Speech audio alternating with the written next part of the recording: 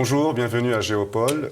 Nous traiterons aujourd'hui de la crise identitaire de l'Occident et pour cela, je reçois Gabrielle Cluzel. Bonjour. Bonjour Richard. Donc, Gabrielle Cluzel, que tout le monde connaît, les téléspectateurs de TV Liberté doivent bien la connaître. Elle est journaliste et rédactrice en chef du Boulevard Voltaire. Elle est aussi l'auteure de plusieurs livres, dont le dernier sur le féminisme. Et donc, nous allons évoquer un peu, enfin analyser cette crise de l'identité en Occident qui est un peu mise à nu depuis quelques années, mais en réalité, elle existe depuis plusieurs décennies. Alors, il y a une mise en cause des traditions, de la façon de vivre, des codes vestimentaires, de la nourriture, au nom du multiculturalisme. Et est-ce que c'est mis en danger aussi donc, par une immigration massive qui dissout ces traditions européennes, ou françaises en particulier pour certaines. Et est-ce que ce multiculturalisme dont on nous fait l'éloge, n'est-il pas une utopie qui aboutirait finalement à la loi du plus fort, à la loi du nombre, et ce sera, pour dire les choses clairement, les plus nombreux qui imposeront finalement leur propre culture? Oui, ça semble assez évident, c'est ce à quoi on assiste aujourd'hui. Alors le multiculturalisme, en effet, est un modèle que l'on tente de nous imposer, c'est un dogme de foi, et en tant que tel, ça ne se discute pas. Donc nous n'avons plus le droit de dire que ça met notre culture en danger. En soi, le multiculturalisme, si on prend sa définition originelle, peut exister en France. C'est-à-dire qu'il peut y avoir différents modèles culturels qui peuvent exister, si tant est que chacun a le droit, je ne sais pas, j'imagine les Chinois qui arrivent en France, peuvent cultiver leur culture de façon privée, et d'ailleurs du reste ça s'est passé durant des années, il y a eu, sans que ça pose de problème. Le problème, c'est qu'aujourd'hui notre modèle culturel qui est dominant, qui est le nôtre, qui est celui de la France, qui est le modèle français, qui est modelé depuis des siècles, eh bien tend à être mis en cause par d'autres modèles culturels qui jusque-là pouvaient avoir une existence, mais relativement marginale. Et cela plonge évidemment les Français, à juste titre, dans une inquiétude culturelle forte que l'on nie aujourd'hui. Et surtout, on nie l'idée qu'il y a ce modèle culturel dominant. Oui, alors jusqu'à il n'y a pas longtemps, on craignait... Il y avait les partisans du multiculturalisme et il y a ceux qui craignaient une communautarisation du pays. C'est-à-dire que, comme vous venez de le dire, chaque culture soit un peu cantonnée, que ses pratiquants vivent dans une sorte de ghetto. Donc on craignait que la France soit morcelée comme ça en plusieurs communautés qui chacune adoptera... Finalement, ce ne sera pas le multiculturalisme parce que le principe du multiculturalisme, c'est de se mélanger. Et donc, finalement, on voit glisser un peu... ce phénomène vers une domination d'une culture sur l'autre. Parce que autant, jusqu'à quelques années, comme je viens de le dire, on craignait une communautarisation, là, on n'en est même plus là. On a l'impression qu'il y a une culture qui va dominer l'autre. À savoir... Alors, il y a quand même il reste un phénomène de communautarisation fort. Il y a en Bien effet... sûr, mais est-ce qu'il ne glisse pas vers, à moyen terme, ouais. Avec le taux de natalité, avec l'évolution des choses, à une domination? Évidemment, ce que l'on peut imaginer, c'est que notre modèle, lui, va devenir minoritaire. Ça, c'est évident. Mais qu'il y ait une forme de communautarisme qui perdure, ça, c'est une évidence aussi, puisque on le voit tous les jours. Même ça galvanise d'ailleurs, même ça forme une espèce de communautarisme, même français, franco-français, je dirais, puisque on se sent menacé, donc on se communautarise. Oui, il y a un communautarisme qui est venu des pays qui actuellement une immigration forte chez nous, qui évidemment cherche à devenir dominant. Il y a une islamisation de notre pays qui n'a jamais été aussi forte. Et là aussi, ça tend à l'objectif, semble-t-il, est encore une fois de devenir dominant. Maintenant, sur les modèles culturels, on n'est pas au bout du communautarisme, parce que même parmi les musulmans, il y a divers modèles culturels qui risquent aussi de s'affronter chez nous. C'est-à-dire que si un Français de souche, entre guillemets, puisqu'il paraît qu'on n'a plus le droit de dire ça, et que ça n'a jamais existé d'ailleurs, dit-on, se sent agressé, comme vous le dites, par un modèle culturel dominant. À l'intérieur de ce modèle culturel dominant, il est très protéiforme. Donc il y a diverses communautés qui elles-mêmes s'affrontent. On le voit déjà en banlieue. On le voit déjà. Alors effectivement, parce que peut-être que je me suis mal fait comprendre par les téléspectateurs, parce qu'on va me dire, mais non, on n'en est pas là, on n'est pas dominé par... je veux dire, sur des parcelles du territoire, on sent, autant jusqu'à quelques années, il y avait une communautarisation dans certaines régions. Aujourd'hui, elles sont totalement acquises. C'est-à-dire, il y a des parcelles du territoire qui ne sont même plus communautarisées, mais totalement acquises à une culture. C'est-à-dire, je veux dire par là qu'il y a des départements ou des villes qui sont majoritairement islamiques, où la loi islamique règne, il y a la charia, etc. Oui, bien sûr. Voilà. Donc c'est ça ce que je voulais dire il y a quelques minutes par une domination du plus. Et on se dit, avec le temps, il va y avoir du grignotage. C'est-à-dire aujourd'hui c'est un département, mais ça peut être 2, 3, 4 départements, et puis ainsi de suite, jusqu'à ce que la culture d'origine deviennent minoritaires.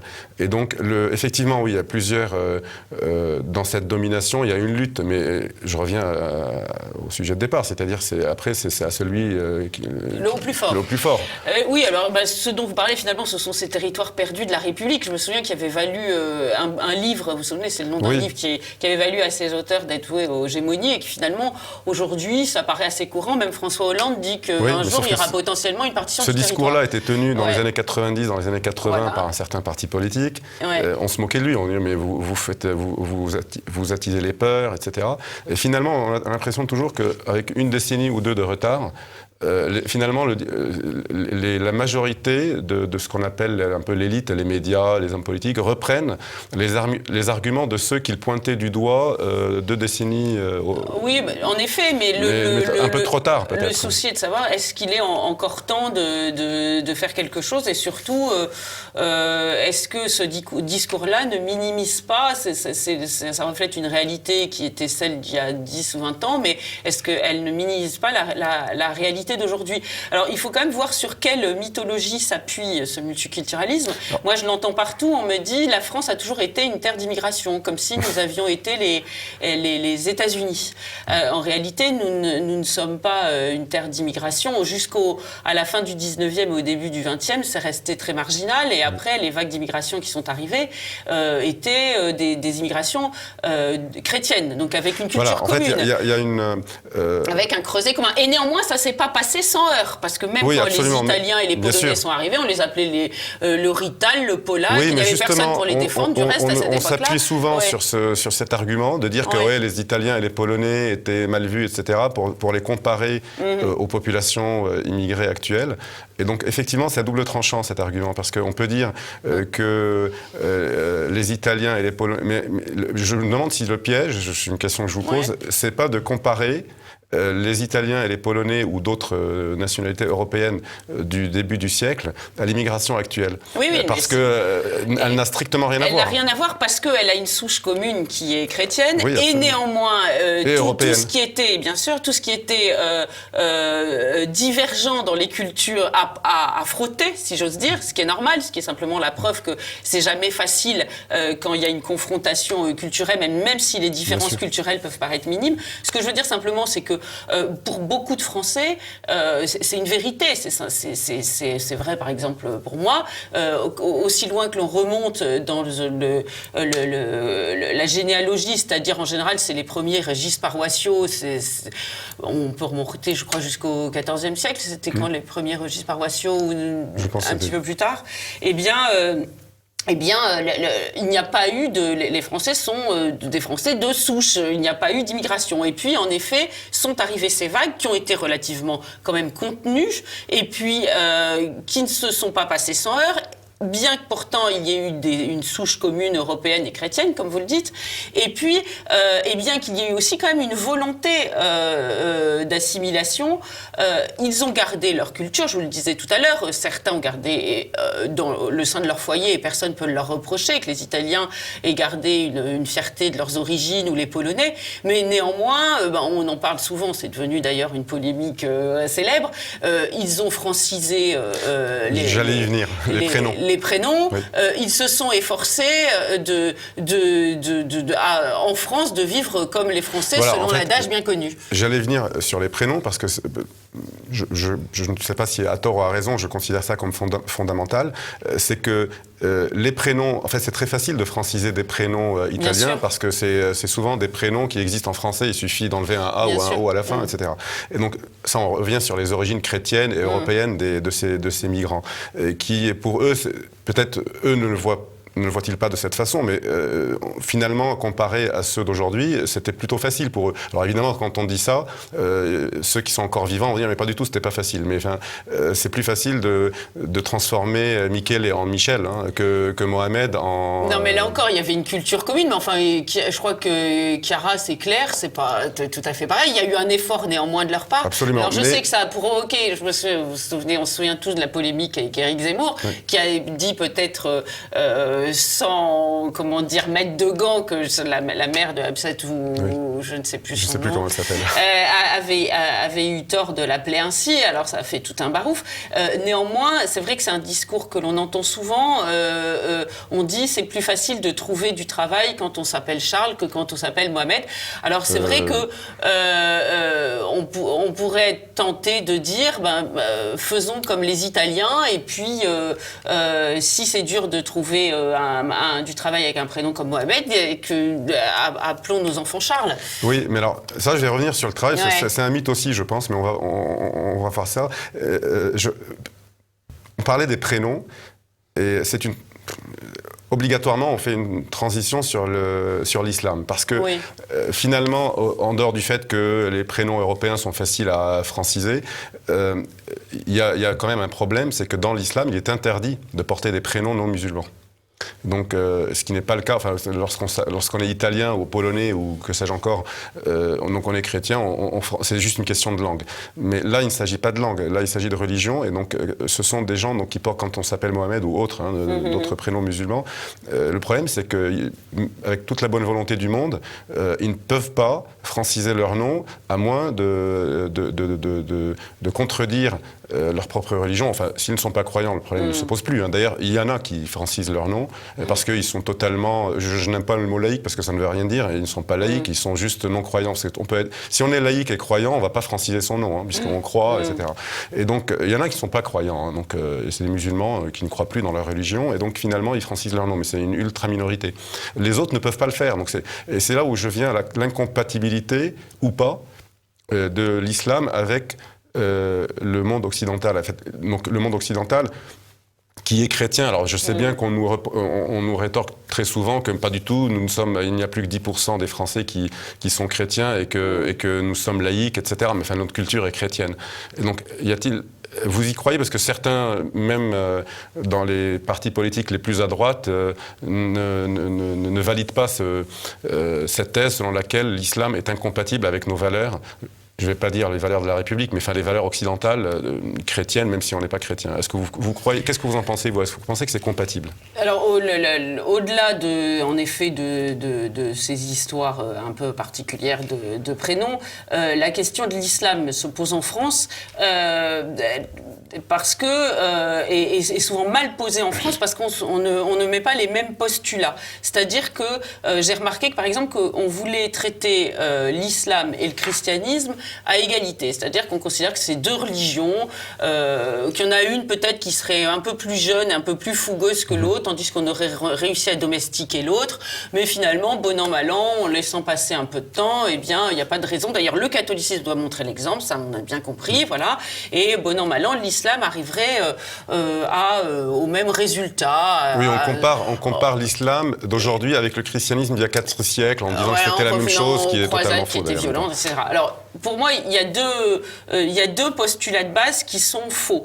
Le premier, c'est que l'islam n'est pas le christianisme. C'est pas parce que ce sont des religions qu'elles sont équivalentes, mais pas du tout. On pourrait en parler pendant des heures, mais je vais donner simplement 2 exemples qui me montrent, par exemple, qu'il y a deux points sur lesquels notre société n'arrive pas à comprendre pourquoi elle ne domestique pas, entre guillemets, l'islam comme elle a domestiqué le catholicisme, sur le plan de la laïcité.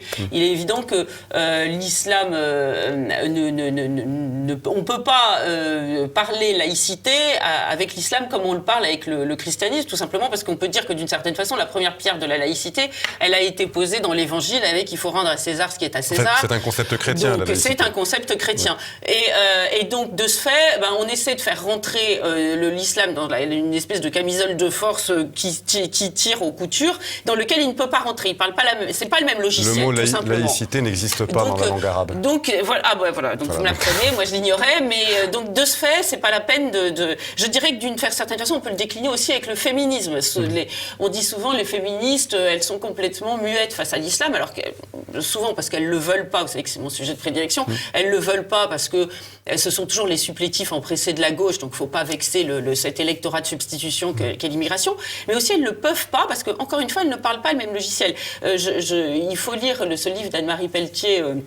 Le christianisme et les femmes de 1000 ans d'histoire, ou encore simplement Régine Pernoud, elle explique que en Europe, ce sont les reines qui ont christianisé l'Europe,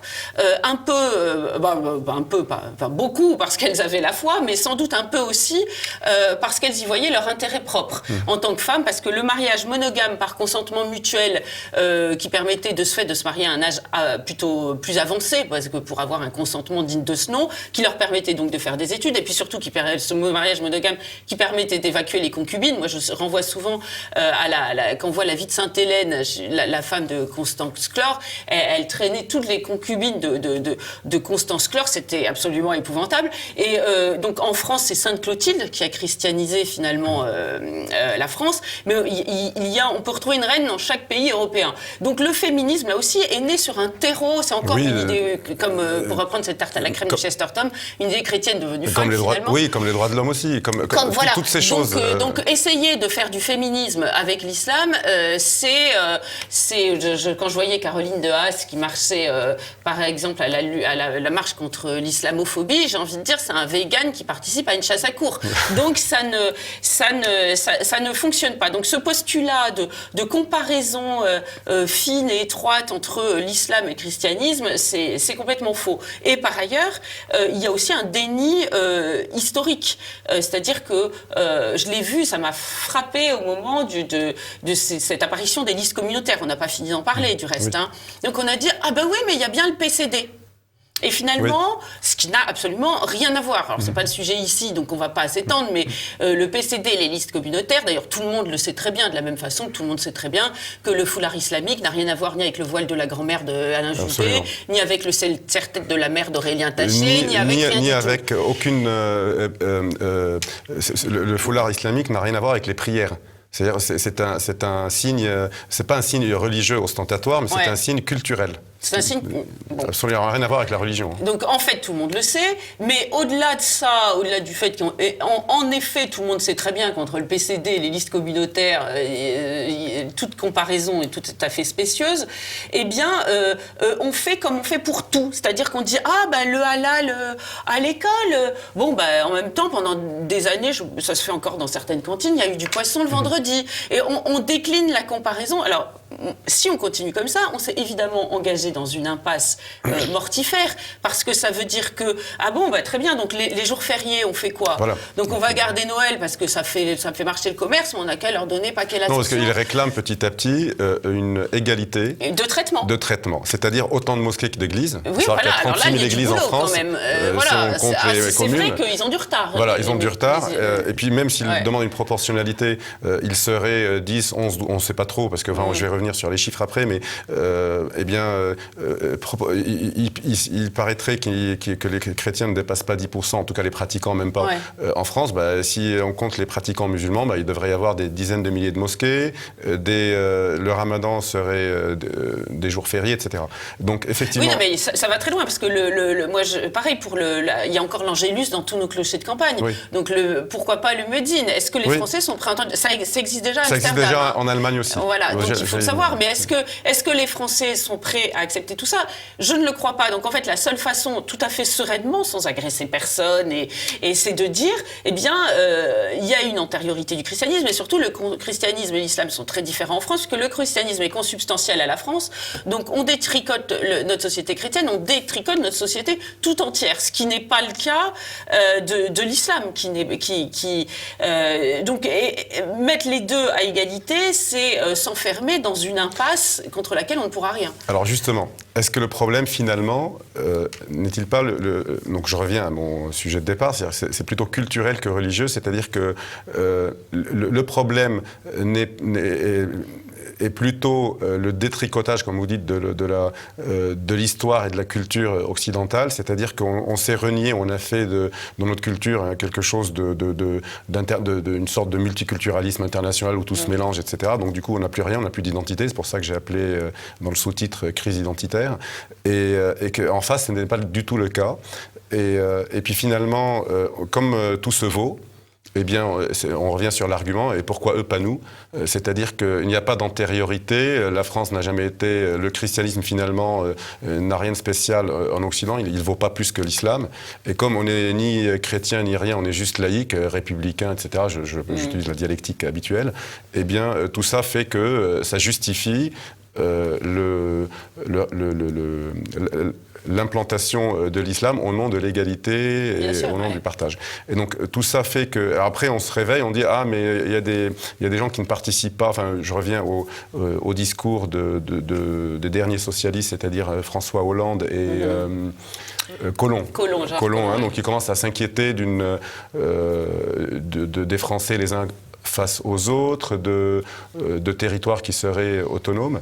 Mais est-il possible de lutter contre ça tout en détricotant notre histoire, notre culture, etc. Non, justement, je crois que l'erreur est là parce que nous sommes nous-mêmes désarmés. C'est-à-dire que cette vague d'immigration massive qui joue sa partition, entre guillemets, je dirais que d'une certaine façon, elle arrive avec sa culture et dans la mesure où finalement nous n'avons qu'une culture, nous sommes en train d'être un pays complètement acculturé puisque nous renions toute notre culture passée, eh bien, elle joue sa partition et prend sa place. C'est nous qui ne jouons pas la nôtre. En fait, finalement, on leur dit venez et faites ce que vous voulez. Donc, on ne peut pas leur reprocher de faire ce qu'ils veulent, parce que c'est ce qu'on leur dit de faire. Moi, j'entendais Emmanuel Macron qui disait le voile islamique ne fait pas partie de nos civilités. Moi, je suis entièrement d'accord. Oui. Le problème, c'est qu'un certain nombre... D'ailleurs, il a changé de discours. Oui, parce que ça a fait un tollé. Ça a fait un tollé. Et néanmoins, il avait raison. Mais le problème, c'est qu'il faut aussi savoir quelles sont nos civilités pour arriver à dire ça. Et là, on tente de plus le savoir. Ce qui se passe, c'est qu'aujourd'hui, à l'école, on désarme culturellement tous nos enfants, alors qui en effet renient leur culture. Alors là encore, je fais pas un cours de catéchisme, c'est culturel et pas cultuel. On peut être tout à fait fier de son passé et dire que le christianisme a contribué à tisser notre culture française sans aller à la messe tous les dimanches. C'est pas le sujet, mais néanmoins c'est constitutif de notre identité française. Et puis, donc, ils ne connaissent rien à cette culture-là. Comme me disait un ami, tout Français de 70 ans, quand il va dans une église, même si c'est un laïc absolu, s'il est agnostique, il est capable de dire, tiens, là, c'est le Christ, là, c'est... Enfin, bon, vraiment, de nommer à peu près, et voir qui sont les évangélistes, enfin, même s'il n'y croit pas. Même s'il n'y croit pas. C'est simplement, ça fait partie de sa culture. Et c'est vrai que les églises, il y en a quand même, vous l'avez dit, un certain nombre dans notre pays. Tout est constitutif, c'est constitué de notre langue. Quand on dit pleurer comme une madeleine, c'est Sainte-Madeleine. Toutes les expressions. Toutes les expressions. Et puis même l'architecture. Voilà, les églises, ça a influencé toute l'architecture. Aujourd'hui, les enfants ne savent plus tout ça. Des professeurs me racontaient que même en BTS, des professeurs dans BTS, c'était en droit social, qu'est-ce que c'est que Pâques ? Puisqu'il y a un jour férié à Pâques, qu'est-ce que c'est que Pâques ? Le vide total. Donc, sur ce plan-là, c'est du passé, faisons table rase. Et en plus, on leur apprend c'est pas la peine de se l'approprier parce qu'on n'a pas à en être fier. On n'a pas à être fier de tout cela. Et mais de tous les vous savez que lorsque vous parlez de Pâques,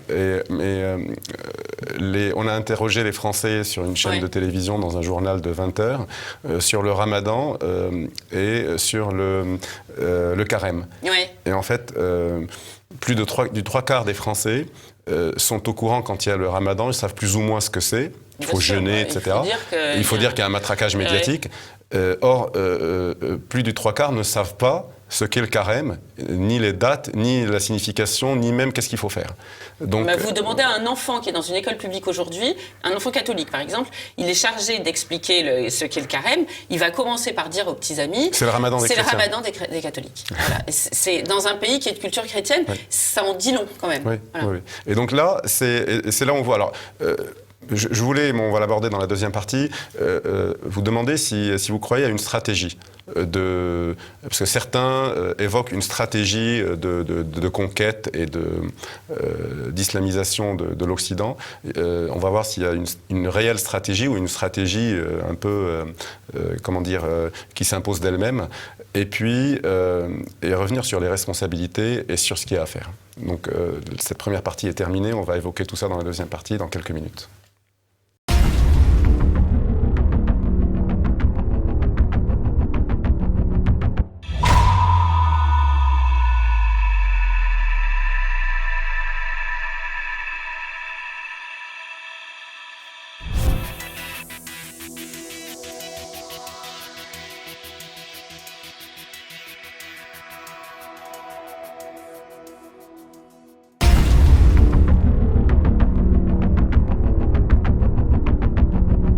Voilà, nous sommes donc dans la deuxième partie de cette émission. On va peut-être essayer de comprendre s'il y a, comme je l'ai dit à la fin de la première partie, une stratégie de conquête. Alors, il y a eu des livres sur ce sujet, la stratégie de l'État islamique, la stratégie des frères musulmans. Donc peut-être que sur ce plan-là, il y en a une de stratégie de ces mouvements politiques co-religieux, parce que c'est pas que religieux, les frères musulmans. L'État islamique, c'est un peu la même chose. Mais y a-t-il vraiment une stratégie il y a une différence quand même entre les frères musulmans, les dirigeants, les penseurs, les politiques, et ces masses de population qui arrivent. Alors, y a-t-il vraiment une stratégie structurée ou elle se fait d'elle-même ? Alors, en effet, vous connaissez ce sujet-là mieux que moi, d'ailleurs, du reste. Mais il y a un certain nombre de littérature sur le sujet qui explique, je crois que d'ailleurs, c'est Pardon, je fais allusion aussi à ce qu'on appelle le grand remplacement. Oui, parce que le grand remplacement, le mot peut avoir deux acceptions. Là, du coup, il y a une stratégie occidentale. C'est soit un constat, qui est finalement... alors on peut changer de mot puisque ce mot-là est diabolisé, mais enfin qui va à la chasse perd sa place. Le fait est que la démographie française s'est largement écroulée et que par ailleurs, et on est en train de le faire encore plus avec la politique familiale délétère qu'on a déjà commencé à faire et qu'on nous prépare encore. Et bien de ce fait, et d'ailleurs on nous l'explique, c'est organisé, on nous dit, c'est ce qu'a dit, je crois, Jean-Paul Delevoye, il a dit qu'il fallait 50 millions d'immigrés. Donc, oui. C'est quelque chose qui est reconnu. Donc justement, parce que le grand remplacement, on dit que c'est un mythe, c'est n'importe quoi. D'ailleurs, c'est devenu une insulte. Ouais. Oui, non, mais ce que je veux dire, c'est que ça fait partie des mots qui ont été diabolisés. Alors, on peut trouver un synonyme de remplacement, mais le fait est que c'est reconnu ils le reconnaissent, voilà. Tout le monde. C'est ce que je voulais dire, c'est que si on a besoin d'immigration pour, pallier une natalité défaillante, c'est que il faut quelqu'un pour prendre la place. Alors, je sais pas, on peut appeler ça autrement que remplacement. J'ai dit stratégie occidentale, je me suis mal exprimé, c'est stratégie de l'Union européenne plutôt, je voulais dire. Parce qu'ils disent que c'est un scandale, ça n'existe pas, etc. Mais en même temps, au même moment, ceux qui disent que c'est un scandale nous expliquent qu'il faut importer des immigrés parce qu'on ne fait pas assez d'enfants pour parler vite. Et donc, finalement, ils le reconnaissent eux-mêmes dans la même phrase. Non, mais de toute façon, c'est un fait connu quand même que l'immigration, d'ailleurs, des années où il y avait encore une industrie en France, est née de la volonté de grandes sociétés de tirer vers le bas les salaires. C'est-à-dire que nous avions une protection sociale tout à fait intéressante. Et donc, on s'est dit qu'en faisant venir des gens qui accepteraient un salaire plus faible et qui trouveraient toujours notre protection sociale, même en la tirant à la baisse, toujours plus intéressante que celle de leur pays d'origine, eh bien, ça les intéresserait de venir travailler. Donc, au début, tout cela, en effet, a été calculé. Alors, en fait, chacun, on pourrait dire, a son agenda. C'est-à-dire que les frères musulmans ont leur agenda, les grands capitalistes ont leur agenda, parce que la stratégie actuellement, il faut faire attention quand on parle de stratégie, parce que qui dit stratégie dit complotisme, et qui dit complotisme dit James Bond avec un petit bonhomme avec des petites lunettes qui tire les ficelles. C'est évidemment plus complexe que cela, mais néanmoins, il y a eu chacun avait des objectifs qui lui étaient propres pour faire venir une population immigrée. Et une fois sur place, il y a un certain nombre de gens qui, par exemple, qui peuvent arriver sans idée d'hégémonie ou je pense parmi les immigrés qui arrivent chez nous, sans se dire nous venons établir notre loi, mais qui néanmoins, compte tenu du climat, comment dirais-je, délétère politique, où on leur serine toute la journée qu'ils ont été persécutés dans les colonies, où ils se font prendre sous le bras par un certain nombre de salafistes, où on leur explique que finalement notre culture est méprisable. Enfin, tout cela finit par générer une envie, en effet,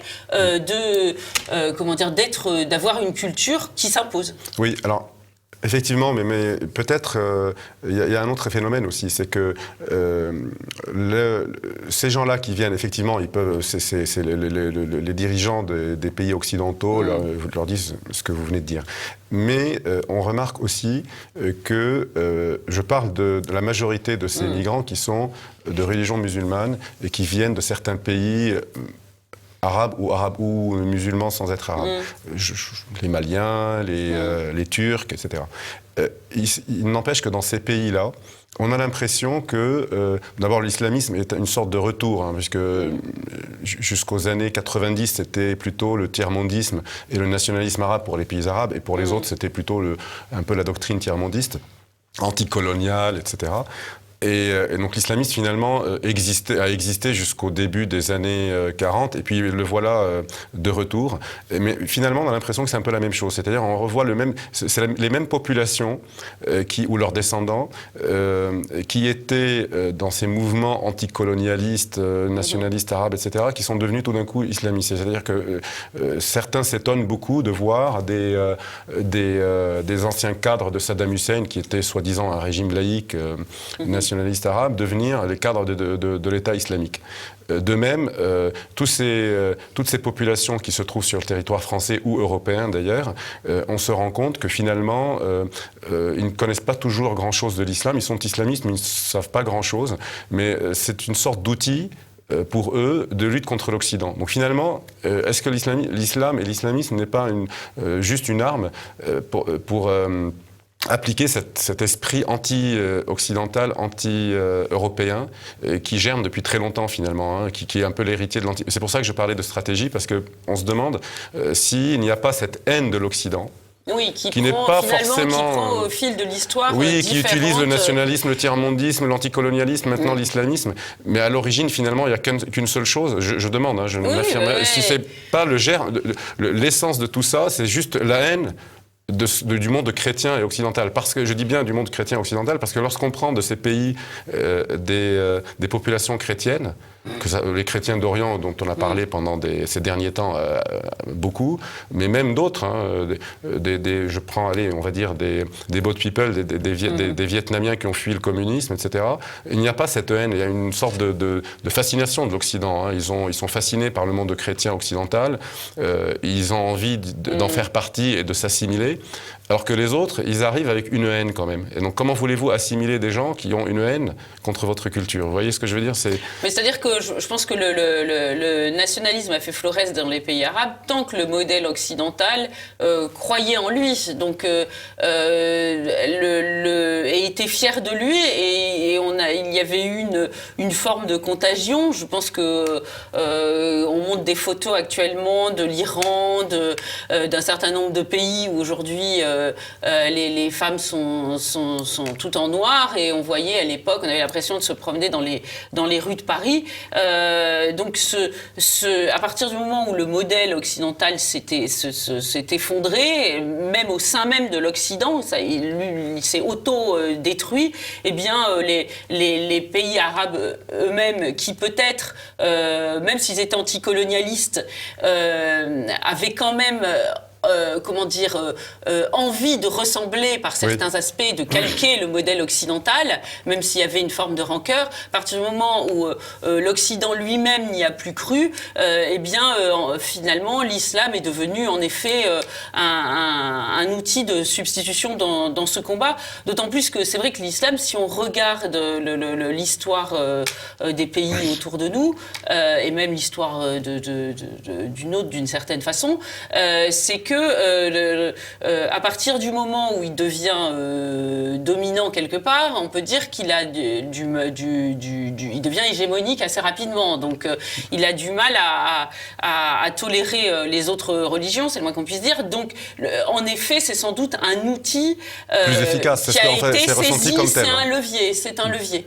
Il paraît qu'ils le ressentent comme un outil beaucoup plus efficace dans la lutte contre l'Occident que le nationalisme, le tiers-mondisme et l'anticolonialisme. C'est-à-dire qu'ils ont considéré que tous ces régimes, c'est ce qu'on dit, les études qui sont faites sur ces pays et ces populations démontrent qu'ils ont été tellement déçus par tous ces régimes anticolonialistes, etc., nationalistes, qui étaient très corrompus et en fait qui étaient calqués sur le nationalisme occidental finalement, parce que le nationalisme arabe et le nationalisme turc étaient calqués sur le nationalisme occidental du 19e siècle. Et donc finalement, ces régimes ont tellement été corrompus et inefficaces dans leur lutte contre l'Occident. Oui, que ça les a démonétisés. Et que ces populations ont trouvé finalement l'islamisme beaucoup plus efficace.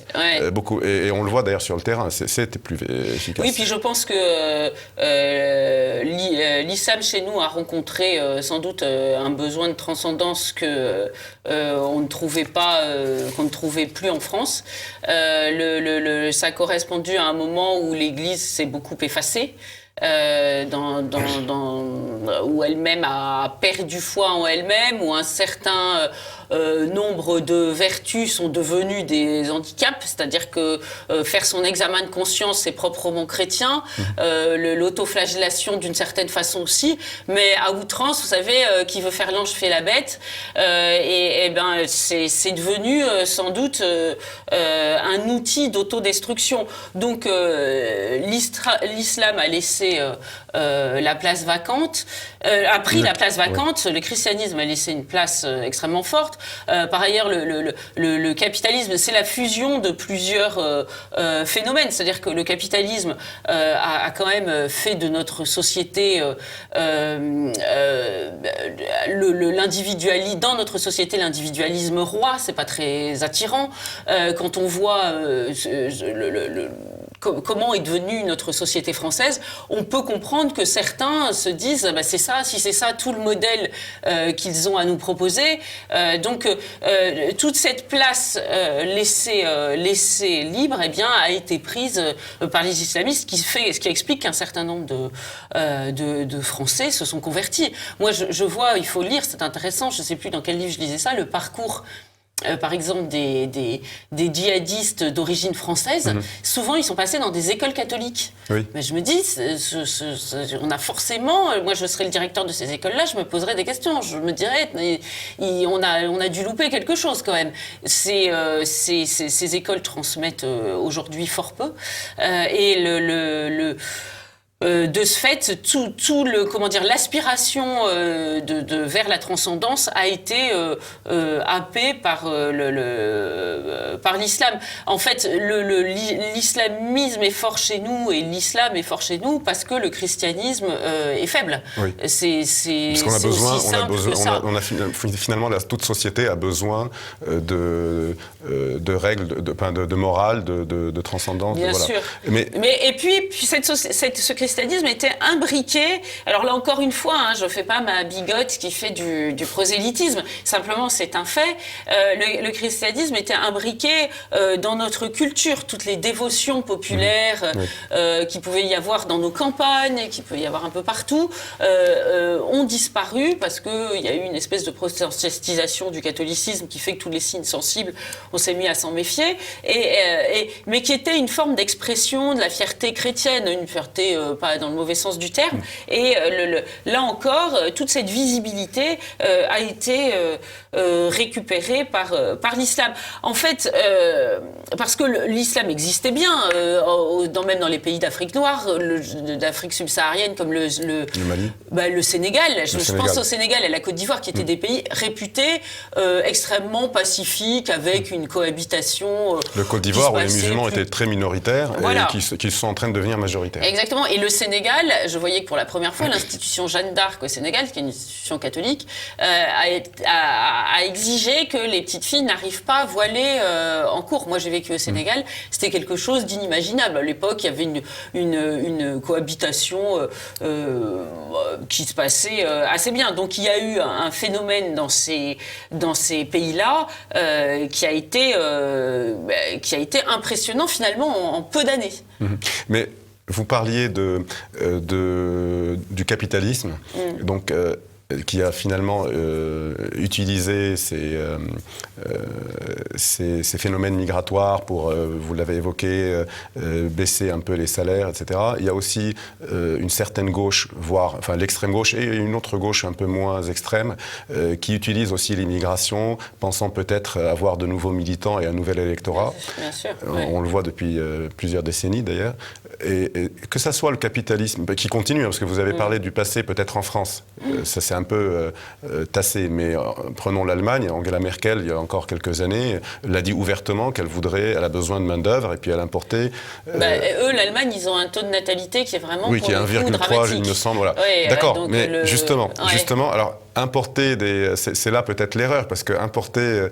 Admettons leur théorie, donc ils ont besoin de main-d'œuvre, ils importent 1 million de. D'ailleurs, j'aime pas le mot importer parce que ce ne sont pas des marchandises, mais enfin bref, ils font venir 1 million de Syriens, sauf que ces Syriens-là ne parlent pas l'allemand et n'ont aucune formation et ni rien. Donc en fait, c'est l'idée. Ils étaient totalement aveugles. C'est l'idée parfaitement utopique et qui se passe aujourd'hui dans chaque petite ville. Moi, je le constate de la France périphérique, comme on a coutume d'appeler maintenant les territoires, comme on dit.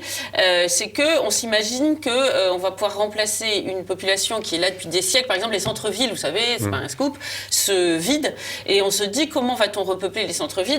Qu'à cela ne tienne, on va faire venir des migrants. Et on s'imagine que faire venir des gens qui sont arrivés de l'avant-veille avec une culture complètement différente ne va absolument rien changer à un individu en remplaçant un autre.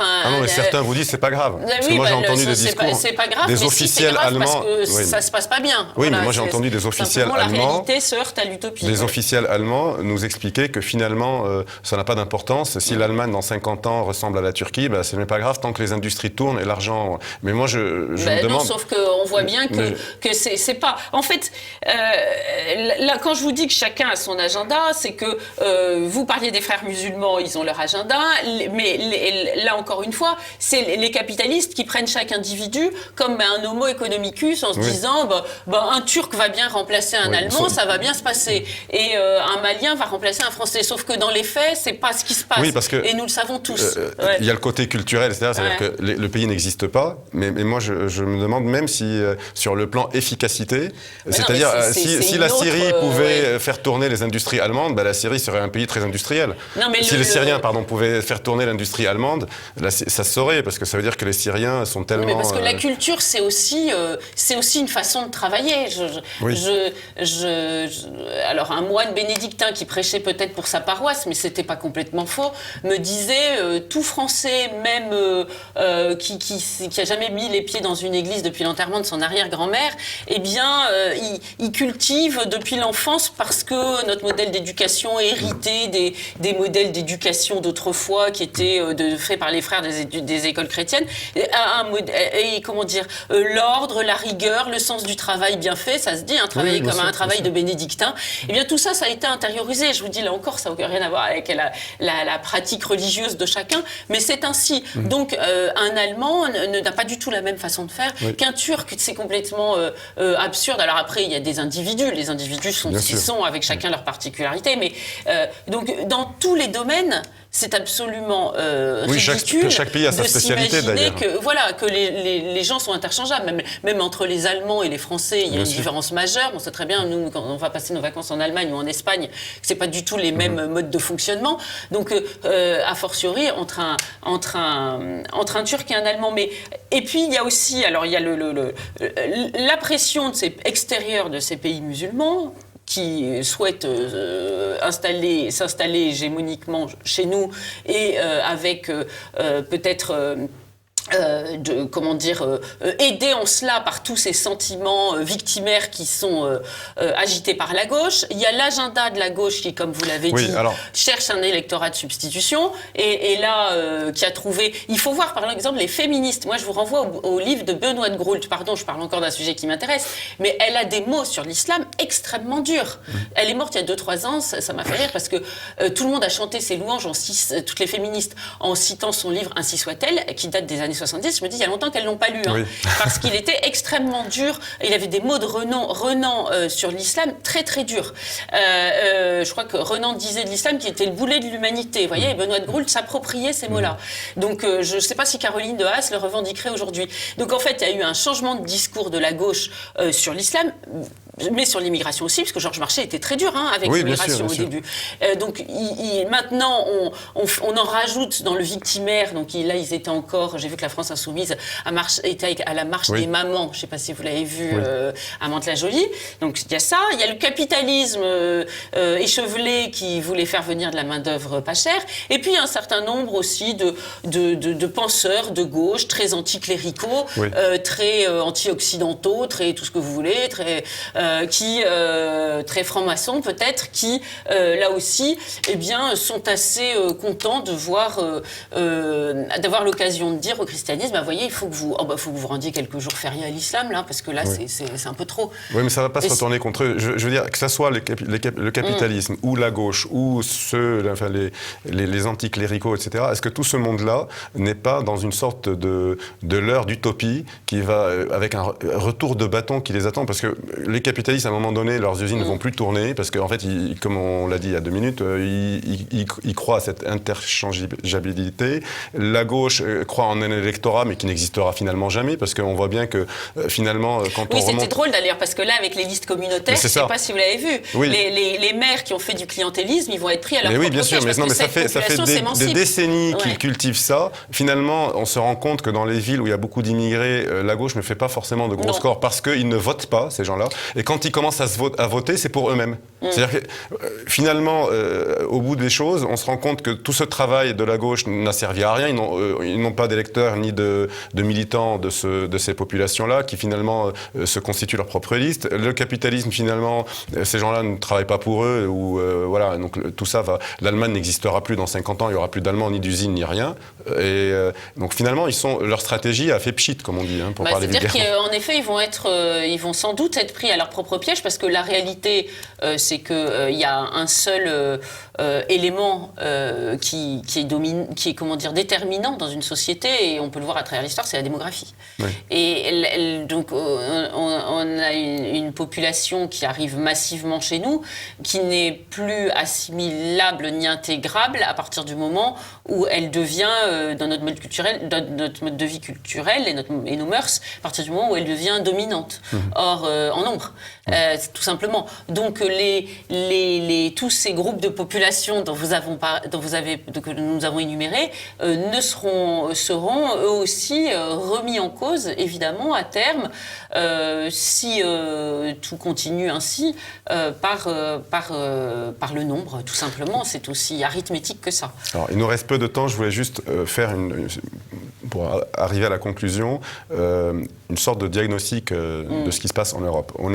L'Allemagne, c'est encore pire que la France. Hein. Je sais ce que j'ai cru voir. Quand on se désole, quand on se compare, on se console. Ouais, oui, c'est ça. Parce que moi, j'ai été et j'ai vu, et je me suis dit, finalement, je suis revenu rassuré. Hein. Donc, c'est encore pire. Il y a des musines. Voilà. Et puis, ils ne font pas d'enfants. Moins qu'en France. Beaucoup moins.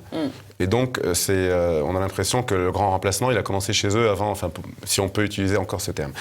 Cela dit, il y a encore des pays à l'Est, par un réflexe, parce qu'ils n'ont pas encore été totalement envahis par la propagande multiculturaliste, peut-être, j'en sais rien, mais en tout cas, certains pays de l'Europe de l'Est résistent.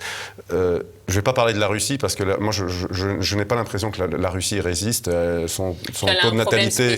Oui, voilà, exactement. Et pas que tchétchène. Il y a beaucoup de musulmans dans la Russie qui sont acceptés. La Russie a une géopolitique, elle joue un peu, c'est une partie d'échecs sur tous les tableaux. Ils sont en même temps en faveur d'Israël, en même temps en faveur de l'Iran. Et puis intérieurement, donc il y a beaucoup de musulmans, et puis il y a un taux de natalité très faible. Donc je mets la Russie de côté. Je parle plutôt des pays comme la Hongrie ou la Pologne, etc. Et puis de l'autre côté, à l'ouest, il y a les États-Unis, qu'on critique beaucoup pour leur politique étrangère, notamment, en tout cas jusqu'à Donald Trump. Mais intérieurement, quand on regarde de près, c'est un très grand pays, et quand on regarde intérieurement, en fait, c'est pas grand-chose l'islam aux États-Unis. Hein. Et c'est pas accepté du tout. Et puis même les investissements, par exemple, des pays du Golfe qui ont, le Qatar notamment, hein, qui a acheté en Australie des terres agricoles partout en Europe, n'en parlons pas en France. Par exemple, aux États-Unis, le Qatar n'a pas le droit d'acheter de tas d'actions dans des sociétés dites stratégiques, etc. Donc finalement, on a l'impression que le capitalisme, la gauche, etc., sont tombés dans leur propre piège. À la fin on a l'impression que ça va aboutir à un affrontement entre ceux qui ont résisté et ceux qui veulent envahir. Et comment vous voyez les choses? Que certains disent c'est trop tard, je ne veux pas... Moi, je suis contre la désespérance, parce que je trouve que c'est un piège. Je sais qu'il y a beaucoup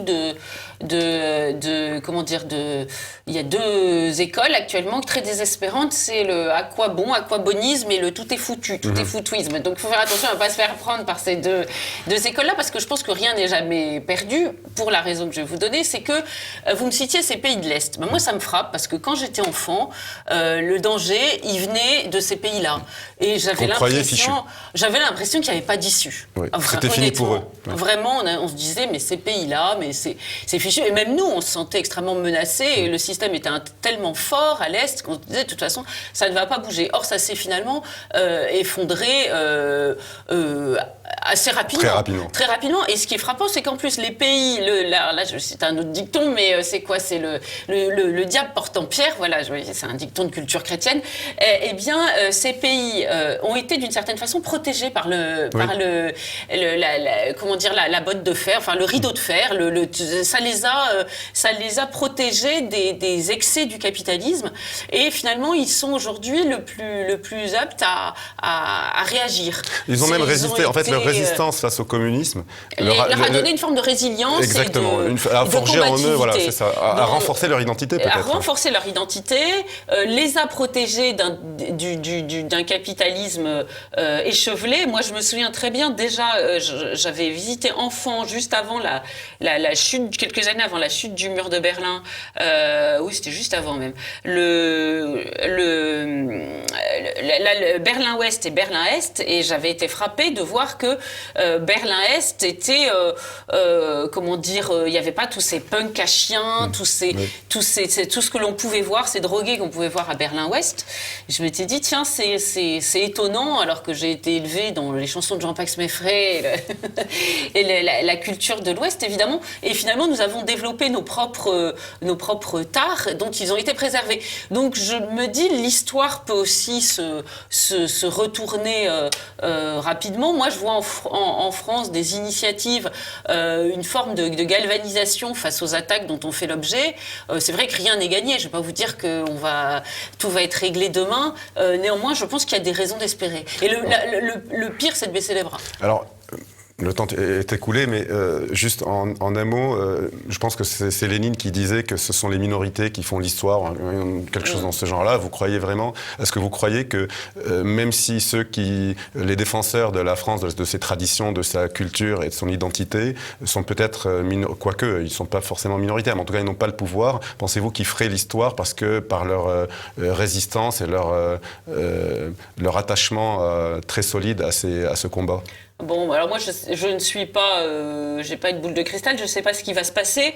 Ce que je sais, c'est qu'il reste des familles et comment dire, des réseaux extrêmement forts qui ont envie de transmettre cette culture française, qui se retroussent les manches, qui reconstruisent. Moi, je vais vous dire, en 2 minutes, on dit souvent, par exemple, la Manif pour tous ou les Gilets jaunes historiques, ceux de la première heure, hein, c'est-à-dire les petites PME, qu'on voyait sur les ronds-points. On dit, oh bah finalement, ils n'ont rien réussi. Les premiers, ils n'ont rien obtenu. Les deuxièmes, ils se sont fait phagocyter leur manifestation par les Black Blocs.